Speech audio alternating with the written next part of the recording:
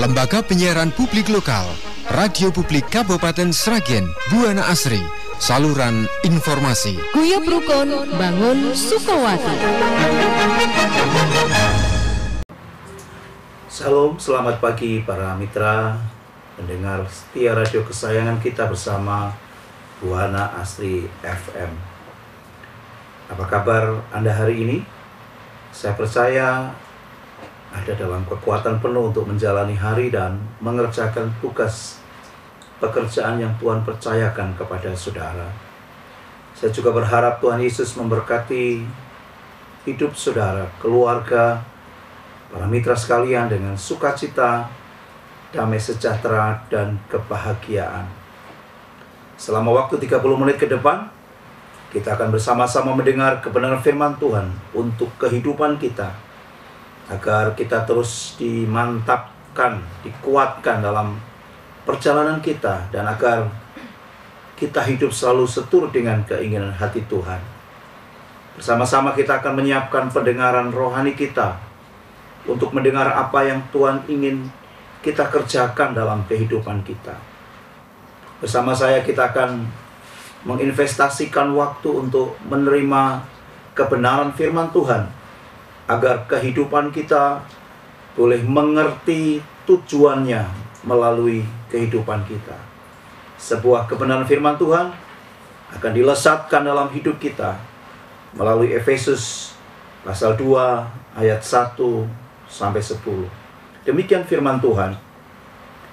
Kamu dahulu sudah mati karena pelanggaran-pelanggaran dan dosa-dosamu. Kamu hidup di dalamnya karena kamu mengikuti jalan dunia ini, karena kamu mentaati penguasa kerajaan angkasa, yaitu roh yang sekarang sedang bekerja di antara orang-orang durhaka. Sebenarnya dahulu kamu semua juga terhitung di antara mereka, ketika kami hidup di dalam hawa nafsu daging dan menuruti kehendak daging dan pikiran kami yang jahat. Pada dasarnya kami adalah orang-orang yang harus dimurkai, sama seperti mereka yang lain. Tetapi Allah yang kaya dengan rahmat, oleh karena kasih-Nya yang besar, yang dilimpahkannya kepada kita, telah menghidupkan kita bersama-sama dengan Kristus, sekalipun kita telah mati oleh kesalahan-kesalahan kita. Oleh karena kasih karunia kamu diselamatkan, dan di dalam Kristus Yesus Ia telah membangkitkan kita juga dan memberikan tempat bersama-sama dengan Dia di sorga, supaya pada masa yang akan datang Ia menunjukkan kepada kita kekayaan kasih karunia-Nya yang melimpah-limpah sesuai dengan kebaikan-Nya terhadap kita dalam Kristus Yesus. Sebab karena kasih karunia kamu diselamatkan oleh iman. Itu bukan hasil usahamu, tetapi pemberian Allah. Itu bukan hasil pekerjaanmu. Jangan ada orang yang memegahkan diri. Karena kita ini buatan Allah, diciptakan dalam Kristus Yesus untuk melakukan pekerjaan baik yang dipersiapkan Allah sebelumnya. Ia mau supaya kita hidup di dalamnya. Para mitra, mari kita akan berdoa. Tuhan Allah Bapa kami di sorga, kami membuka hati kami untuk kebenaran firman Tuhan yang akan kami dengar bersama-sama pada pagi ini.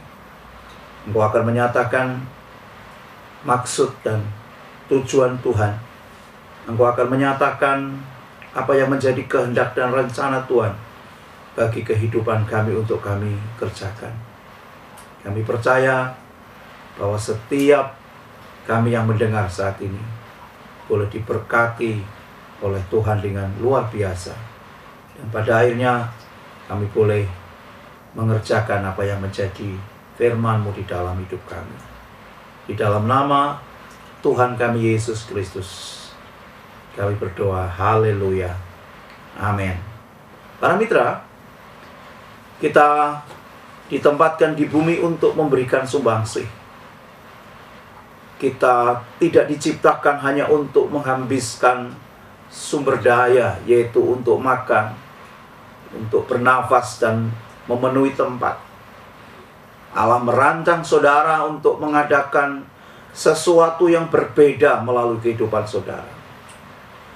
Meskipun banyak teori, meskipun banyak buku terlaris memberikan nasihat tentang bagaimana mendapatkan sebanyak-banyaknya dari kehidupan ini. Ini bukanlah alasan Allah menciptakan kita. Kita diciptakan untuk menambah semarak kehidupan di dunia, di bumi ini. Bukan hanya untuk mengambil darinya. Allah ingin kita memberikan sesuatu kembali. Inilah kerinduan hati Tuhan bagi kita. Dan perkara ini disebut sebagai pelayanan kita. Oleh karena itu, para mitra sekalian, bagaimana kita memiliki kehidupan yang berdaya guna? Yang pertama, kita diciptakan untuk melayani Allah. Alkitab mengatakan, karena kita ini buatan Allah, diciptakan dalam Kristus Yesus untuk melakukan pekerjaan baik. Untuk melakukan pekerjaan baik yang dipersiapkan Allah sebelumnya. Ia mau supaya kita hidup di dalamnya. Para mitra, hal-hal baik atau pekerjaan baik inilah yang disebut sebagai pelayanan kita. Yang disebut sebagai peran dan panggilan kita untuk berdaya guna. Kapanpun kita melayani orang lain dengan cara apapun, kita sebenarnya sedang melayani Allah dan memenuhi tujuan hidup kita, yaitu berdaya guna bagi orang lain. Apa yang Allah firmankan kepada Nabi Yeremia juga berlaku bagi kita. Allah mengatakan, sebelum aku membentuk engkau dalam rahim ibumu, aku telah memilih engkau. Dan sebelum engkau keluar dari kandungan, aku telah memisahkan engkau untuk suatu tujuan khusus. Para mitra, kita ditempatkan di dunia ini, di planet ini, untuk suatu tugas khusus. Alkitab menyatakan dialah yang menyelamatkan kita dan memilih kita untuk pekerjaannya yang kudus. Bukan karena kita layak, melainkan karena itulah yang telah direncanakannya bagi hidup kita. Allah menebus kita supaya kita bisa melakukan pekerjaan baik dan kudusnya. Kita tidak diselamatkan oleh pelayanan, tetapi kita diselamatkan untuk pelayanan, untuk melayani. Para mitra, dalam kerajaan Allah, saudara, kita semua memiliki sebuah tempat, sebuah tujuan, sebuah peran, sebuah fungsi untuk kita laksanakan. Hal ini memberi arti dan nilai yang luar biasa kepada kehidupan kita. Tuhan Yesus mengorbankan nyawanya sendiri untuk menyelamatkan kita. Alkitab mengingatkan kita, Allah telah membayar kamu, telah membeli kamu dengan harga yang sangat mahal. Karena itu muliakanlah Tuhan dengan tubuhmu. Kita tidak melayani Allah karena rasa bersalah, atau ketakutan, atau bahkan kewajiban. Tetapi karena sukacita dan ucapan syukur yang dalam atas apa telah Dia kerjakan bagi kita. Kita berhutang nyawa kepadanya. Melalui keselamatan, masa lalu kita telah diampuni. Masa kini kita diberi makna dan masa depan kita dijamin. Rasul Paulus menyimpulkan dengan situasi keuntungan ini agar kita mempersembahkan diri sebagai suatu korban yang hidup, yang khusus untuk Allah. Demikian juga Rasul Yohanes mengajarkan bahwa pelayanan dengan penuh kasih kepada orang lain menunjukkan bahwa kita benar-benar diselamatkan. Jika kita tidak memiliki kasih kepada orang lain, tidak ada kerinduan untuk melayani orang lain, dan kita hanya peduli dengan diri kita sendiri, hanya peduli dengan keperluan, kebutuhan kita, seharusnya kita bertanya-tanya, apakah Kristus sungguh-sungguh ada di dalam kehidupan kita? Hati yang diselamatkan adalah hati yang ingin melayani. Para mitra, pada saat ibu mertua Petrus yang sakit demam disembuhkan oleh Tuhan Yesus, apa yang dia lakukan? Dia segera bangun dan mulai melayani Yesus. Dia mengucap syukur atas apa yang terjadi di dalam kehidupannya, dan dia segera bangun dan melayani Yesus dengan tentu menggunakan karunia yang baru yang dia alami, yaitu kesehatan yang diberikan oleh Tuhan melalui peristiwa penyembuhan itu.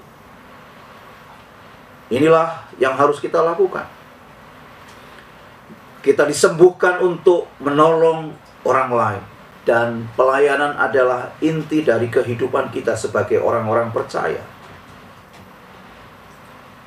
Seperti yang dinyatakan oleh Tuhan Yesus, Yesus datang untuk melayani dan untuk memberi, dan kedua hal itu seharusnya menjadi ciri khas kehidupan kita di dunia ini.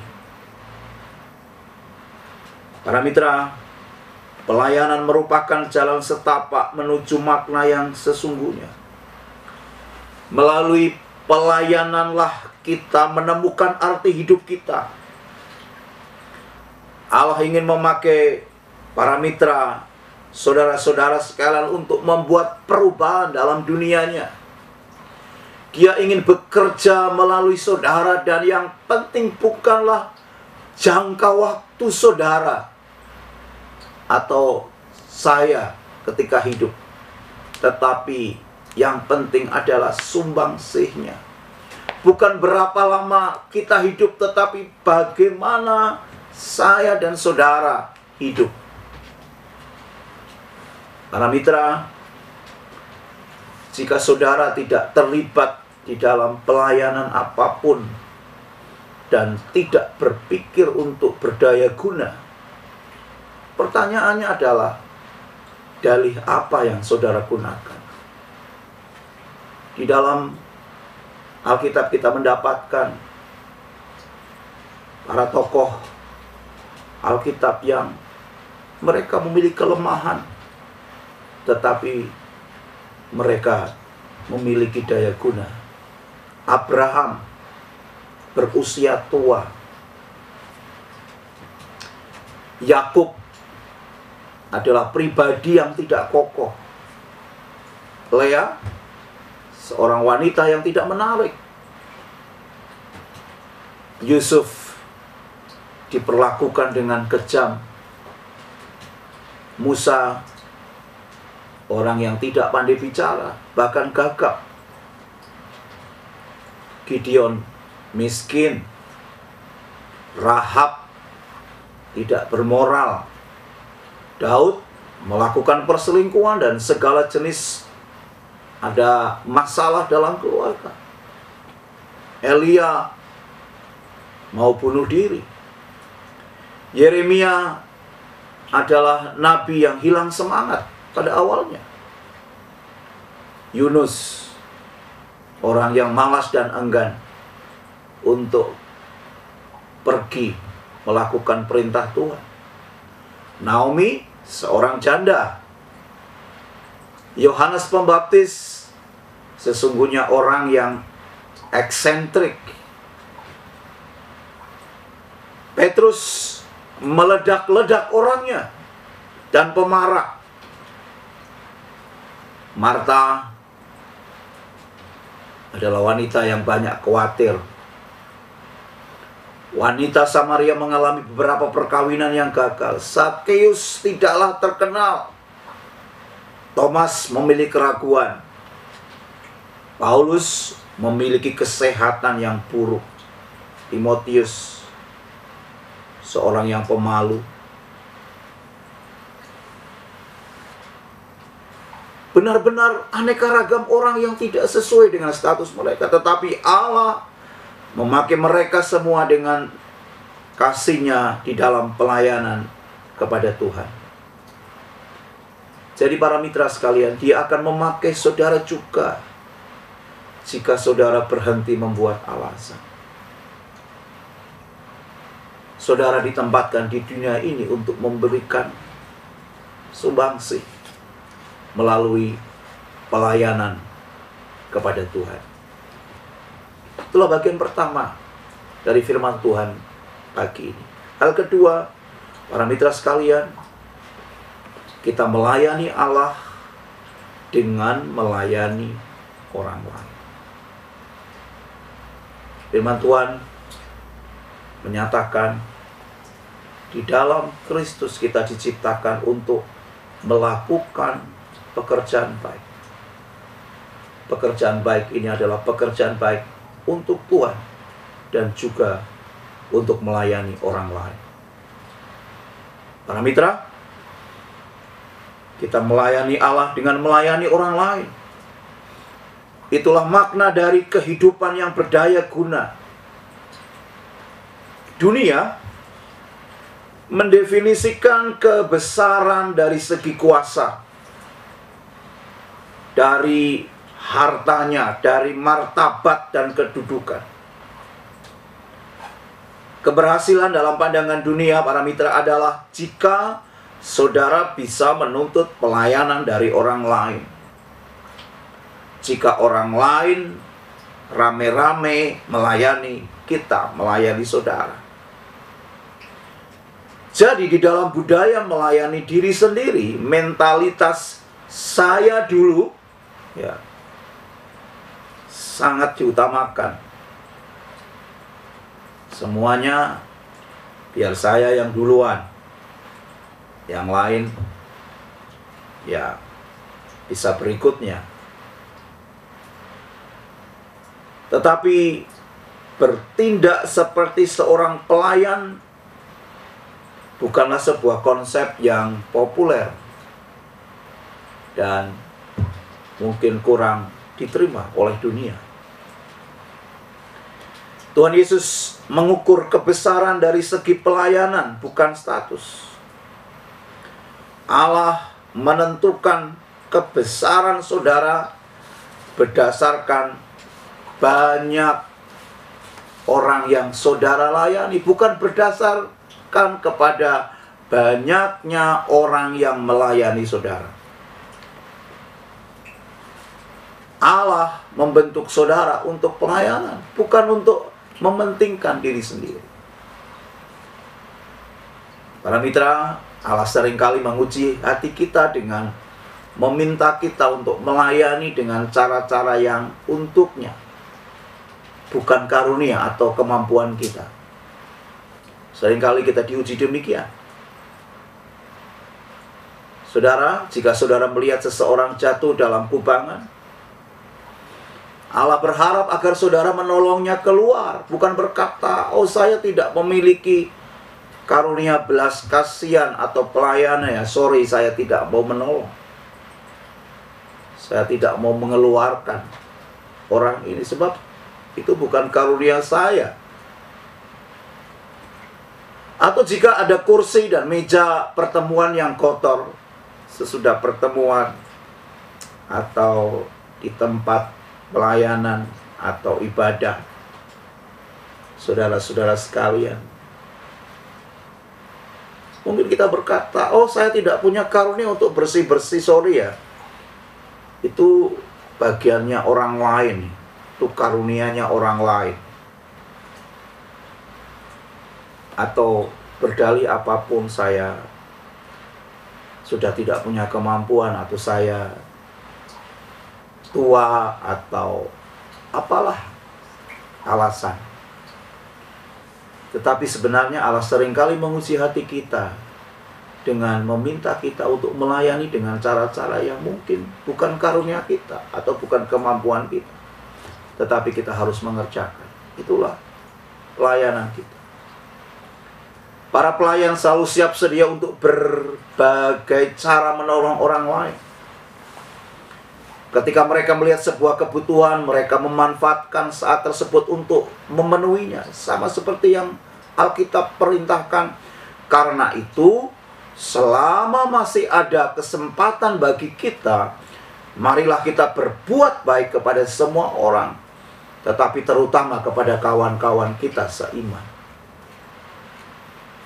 Seorang pelayan selalu siap sedia untuk berbagai cara untuk menolong orang lain.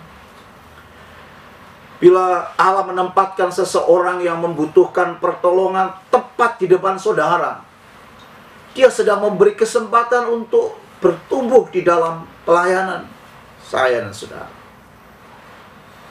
Seorang hamba Tuhan bernama John Wesley mengatakan, kerjakan semua hal yang baik yang Anda bisa, dengan semua sarana yang Anda bisa, dengan semua cara yang Anda bisa, di semua tempat yang Anda bisa, pada semua waktu yang Anda bisa, kepada semua orang yang Anda bisa, sepanjang Anda bisa, kata John Wesley. Para pelayan yang berdaya guna tidak mencari alasan, menunda, atau menunggu keadaan-keadaan yang lebih baik. Para pelayan tidak pernah berkata, nanti suatu hari, atau bila waktunya tepat aku akan mengerjakan. Mereka para pelayan, termasuk saya dan saudara, melakukan saja apa yang perlu dilakukan. Alkitab berkata, siapa menunggu sampai angin dan cuaca sempurna, tidak akan pernah menanam dan tidak pula memetik hasilnya. Para mitra, dalam pelayanan yang berdaya guna, tugas-tugas kecil seringkali menunjukkan kebesaran hati kita. Hati pelayan dalam diri saudara dinyatakan dalam tindakan-tindakan kecil yang orang lain tidak berpikir untuk melakukannya. Seperti ketika Paulus mengumpulkan ranting-ranting untuk api unggun guna menghangatkan semua orang setelah karam kapal dalam Kisah Rasul 28 ayat 3. Walaupun kemudian ada ular yang keluar dari semak-semak itu dan menggigit Rasul Paulus, dia juga sama lelahnya seperti semua orang. Tidak ada tugas yang tidak pantas saudara kerjakan ketika saudara memiliki hati pelayan dalam diri saudara. Pertarungan untuk menjadi pemimpin penuh sesak di dunia ini, mereka berlomba-lomba. Tetapi lapangan sangat terbuka lebar bagi orang-orang yang bersedia menjadi pelayan, yang berdaya guna. Para mitra, dalam sebuah catatan di Amerika, ada lebih dari 750 museum orang terkenal dan lebih dari 450 buku tentang biografi orang terkenal.